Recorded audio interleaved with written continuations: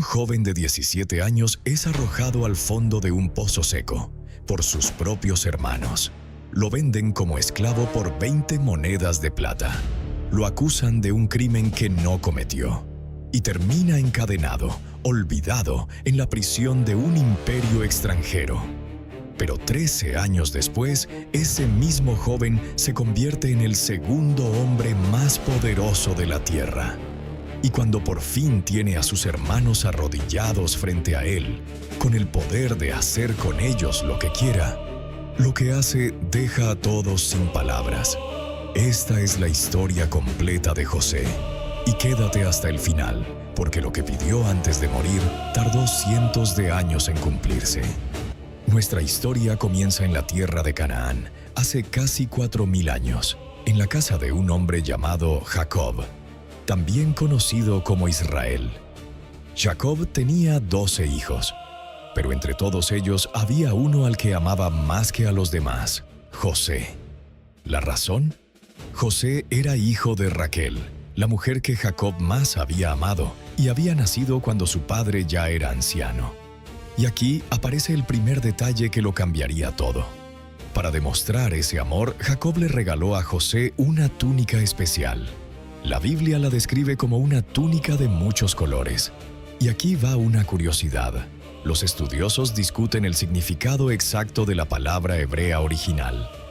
Algunos creen que se refería a una túnica de colores, otros a una túnica larga y de mangas amplias, como la que vestían los nobles que no tenían que trabajar en el campo.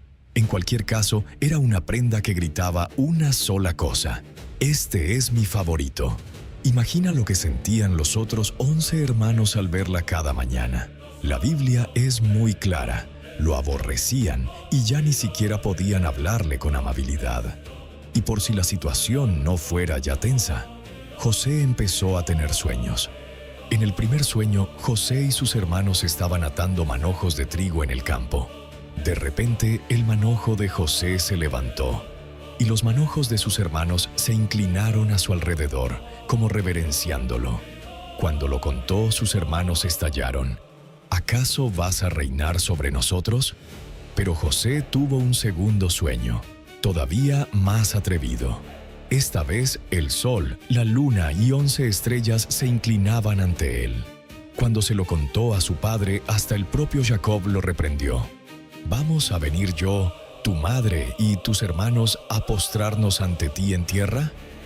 Aquí hay un detalle que muchos pasan por alto.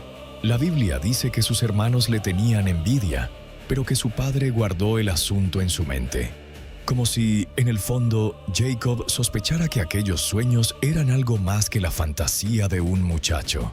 Y tenía razón, porque cada palabra de esos sueños iba a cumplirse, solo que por un camino que nadie habría imaginado. Un día, los hermanos llevaron los rebaños lejos, a pastar. Jacob envió a José a ver cómo estaban. José los buscó y los encontró en un lugar llamado Dotán. Y aquí ocurre uno de los momentos más oscuros de toda la Biblia. Cuando los hermanos vieron de lejos esa túnica acercándose, dijeron entre ellos: «Ahí viene el soñador. Vamos a matarlo, lo echamos en un pozo y diremos que una fiera lo devoró. Veremos entonces qué pasa con sus sueños». Pero no todos estaban de acuerdo. Rubén, el hermano mayor, intervino. «No le quitemos la vida, no derramen sangre, solo échenlo en este pozo del desierto». La Biblia revela su intención secreta.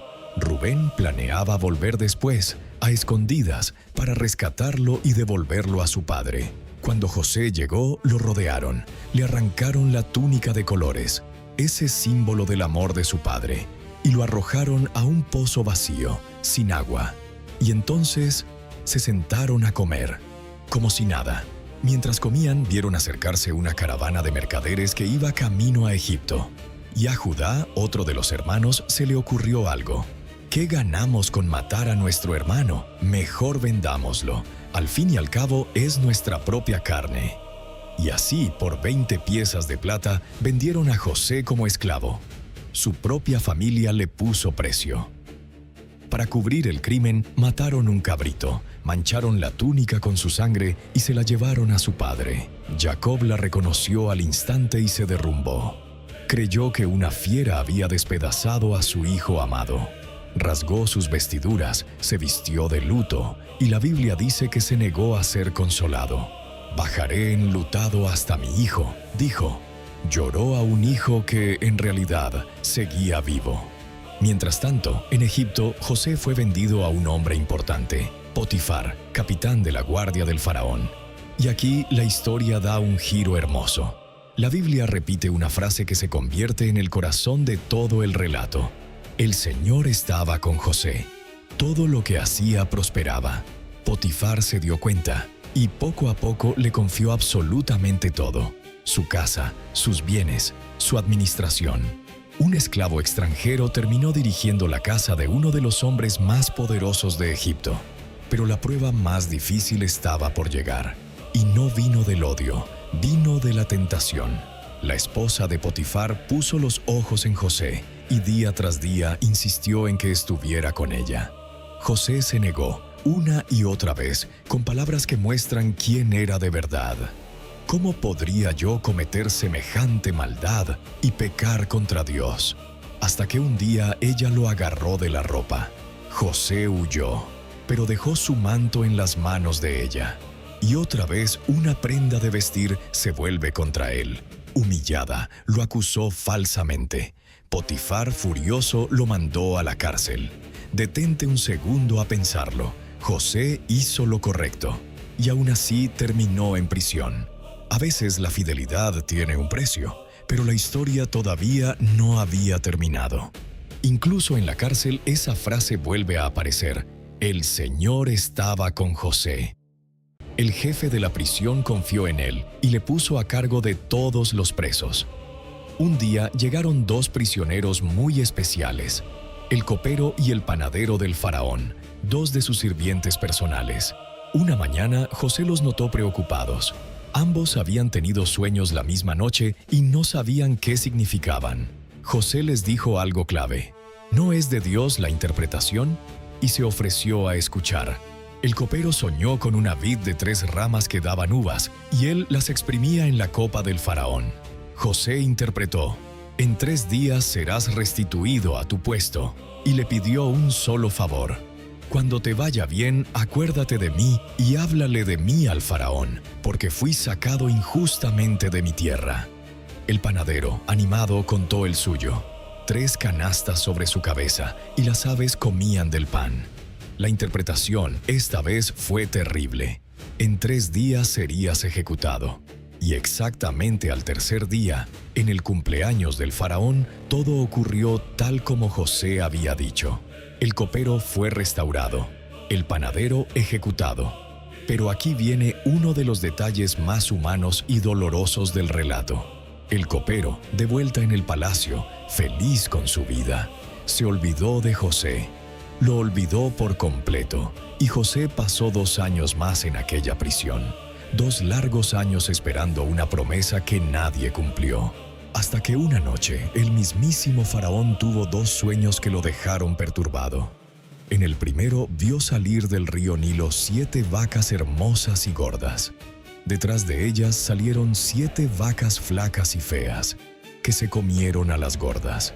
En el segundo, vio 7 espigas de trigo llenas y buenas, y luego 7 espigas secas y quemadas por el viento, que se tragaron a las buenas. El faraón despertó angustiado. Mandó llamar a todos los magos y sabios de Egipto, pero ninguno supo interpretarlos. Y de pronto, el copero recordó a aquel joven hebreo de la prisión que había acertado en todo. Se lo contó al faraón y mandaron traer a José a toda prisa. Detalle visual. La Biblia menciona un gesto curioso. Antes de presentarse ante el rey, José se afeitó y se cambió de ropa. Una imagen poderosa. Dejaba atrás al prisionero para presentarse ante el hombre más poderoso del mundo conocido. Frente al faraón, José fue humilde. No soy yo. Dios será quien dé al faraón una respuesta favorable. Y entonces interpretó: los 2 sueños significan lo mismo. Vienen 7 años de gran abundancia en todo Egipto, y después 7 años de hambre tan terrible que se olvidará toda aquella abundancia. Pero José no se detuvo en la interpretación. Hizo algo que nadie le pidió. Dio un plan. Que el faraón nombre a un hombre sabio para que, durante los años de abundancia, almacene una quinta parte de las cosechas. Así, cuando llegue el hambre, Egipto no perecerá. El faraón quedó tan impresionado que dijo ante toda su corte: ¿acaso encontraremos a otro hombre como este, en quien repose el Espíritu de Dios? Y en un solo instante, la vida de José cambió para siempre.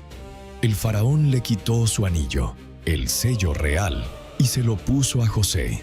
Lo vistió con finos lienzos, le colgó un collar de oro al cuello y lo hizo subir a su segundo carro. Solo en el trono el faraón sería mayor que él. Curiosidad: el faraón hasta le dio un nuevo nombre egipcio, Safnat Panea, y le entregó por esposa a Asenat. El hijo de esclavos hebreos se había convertido oficialmente en gobernador de Egipto. ¿Y sabes qué edad tenía José en ese momento? 30 años. Recuerda, tenía 17 cuando lo vendieron. 13 años. 13 años de esclavitud, de cárcel, de promesas rotas, antes de que llegara su momento. Tuvo 2 hijos, y sus nombres cuentan toda su historia. Al primero lo llamó Manasés, que significa Dios me hizo olvidar todo mi sufrimiento. Al segundo, Efraín, Dios me hizo fructificar en la tierra de mi aflicción. Tal como José lo predijo, vinieron 7 años de abundancia, y él almacenó tanto grano que dejó de poder contarlo. Y luego llegó el hambre. Pero no solo en Egipto, el hambre se extendió por todas las tierras de alrededor, incluyendo Canaán, la tierra de su familia. En Canaán, el anciano Jacob se enteró de que en Egipto había trigo y envió a 10 de sus hijos a comprarlo. Solo retuvo a Benjamín, el hermano menor de José, el único otro hijo de Raquel, por miedo a perderlo también. Y así los hermanos que un día vendieron a José llegaron a Egipto y se inclinaron ante el gobernador, rostro en tierra, para pedirle comida. ¿Recuerdas los sueños del principio? Los manojos inclinándose, las estrellas postrándose. En ese instante se estaban cumpliendo. José los reconoció al instante, pero ellos no lo reconocieron a él.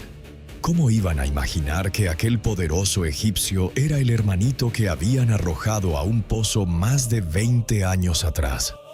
Aquí José podría haberse vengado. Tenía todo el poder para hacerlo. En cambio, los puso a prueba. Quería saber si aquellos hombres seguían siendo los mismos o si de verdad habían cambiado. Les exigió que volvieran con Benjamín. Y en la prueba final escondió su propia copa de plata en el saco de su hermano menor, para ver si esta vez lo abandonarían o lo defenderían.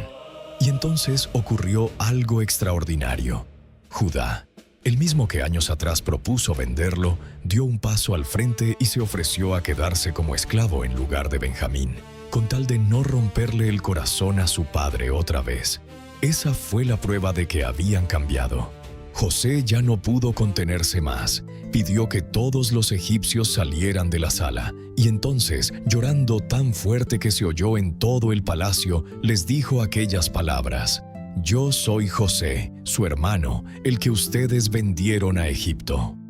Los hermanos quedaron paralizados de terror, pero José les dijo algo que resume el alma entera de esta historia: «No se angustien ni se reprochen el haberme vendido, porque Dios me envió delante de ustedes para preservarles la vida». Y más tarde lo diría con la frase que ha quedado para siempre: «Ustedes pensaron hacerme mal, pero Dios lo encaminó para bien, para mantener con vida a mucha gente». José perdonó, sin condiciones, sin venganza. Mandó traer a su anciano padre, Jacob, que lloró abrazado al hijo que creía muerto. Toda la familia, 70 personas, se mudó a Egipto y se estableció en la región de Gosén, salvada del hambre gracias al hermano que un día abandonaron. José vivió 110 años. Llegó a ver a los hijos de sus nietos. ¿Y recuerdas lo que prometí al principio? Antes de morir, José hizo jurar a su familia algo. Cuando Dios los saque de esta tierra, llévense mis huesos de aquí. Y esa promesa tardó cientos de años en cumplirse. Generaciones después, cuando el pueblo de Israel por fin salió de Egipto, se llevaron consigo los huesos de José, tal como él había pedido. Su historia no terminó con su muerte. Siguió viva mucho más allá de él. Un joven traicionado, esclavizado y olvidado, terminó salvando a la misma familia que lo destruyó, no por venganza, sino por perdón. Y esa es la historia completa de José, una historia de sueños, traición, paciencia y sobre todo de un perdón que cambió el destino de un pueblo entero. Si esta historia te tocó el corazón, hazme un favor sencillo pero enorme. Suscríbete al canal y activa la campanita. Cada semana traigo las historias más poderosas de la Biblia, contadas para que las vivas de principio a fin. No te quiero ver perder la próxima. Déjame en los comentarios, ¿cuál fue el momento que más te impactó? ¿La traición del pozo o el perdón del final? Gracias por acompañarme hasta aquí. Nos vemos en la próxima historia.